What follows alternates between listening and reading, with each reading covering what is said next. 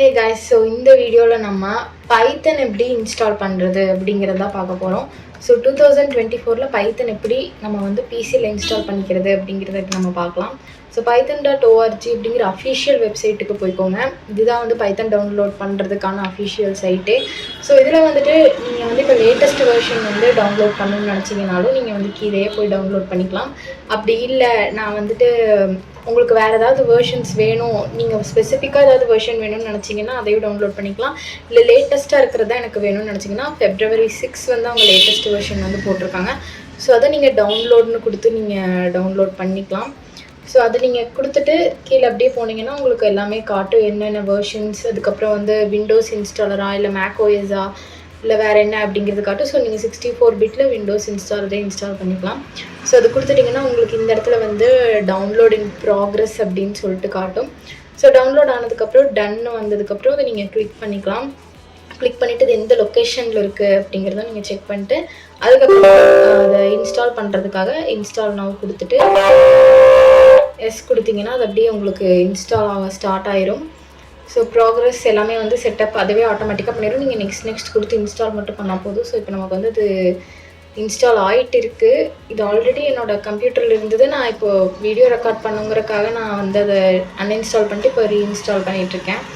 So இப்போ வந்து இது ஒரு 2 to 3 minutes இல்லைனா 1 to 2 minutesலேயே உங்களுக்கு வந்து அது அப்படி ப்ராக்ரஸ் எல்லாமே செட் ஆகி ஃபுல்லாக உங்களுக்கு கம்ப்ளீட் ஆயிடும். நீங்கள் நெக்ஸ்ட் மட்டும் கொடுத்து அதை இது பண்ணால் போதும். ஸோ இப்போ இன்ஸ்டால் ஆகிட்டு இருக்குது. நீங்கள் வேறு ஏதாவது உங்களுக்கு மேக் ஓஎஸில் வேணும் இல்லைனா லினக்ஸில் வேணும் அப்படின்னாலும் நீங்கள் வந்து இன்ஸ்டால் பண்ணிக்கலாம். பைத்தன்லேயே வந்து ஐடிஎல்இ மாதிரி ஸ்பைடர் அந்த மாதிரி இன்னும் நிறையா இருக்குது. ஸோ அதெல்லாம் வந்து எப்படி இன்ஸ்டால் பண்ணுறது அப்படிங்கிறதும் வந்து நான் ஃப்யூச்சரில் வந்து அதுக்கான வீடியோஸும் நான் வந்து அப்லோட் பண்ணுறேன். ஸோ இப்போ வந்து ப்ராக்ரஸில் இருக்குது, ஃபுல்லாக கம்ப்ளீட் ஆயிடுச்சு. இது எப்படி உங்களுக்கு நெக்ஸ்ட் இது வரும், உங்களுக்கு வாட்ஸ்அப்பில் எப்படி ஷோ ஆகும். ஸோ இப்போ செட்டப் வாஸ் சக்ஸஸ்ஃபுல்னு வந்துருச்சு. இப்போ உங்களுக்கு இது இன்ஸ்டால் ஆயிடுச்சு. இப்போ நீங்கள் இதை க்ளோஸ் பண்ணிவிட்டு உங்களோட டைப் ஹியர் டு சர்ச் அப்படின்னு இருக்கிற இடத்துல ஐடிஎல்இன்னு சொல்லி டைப் பண்ணுங்கள்.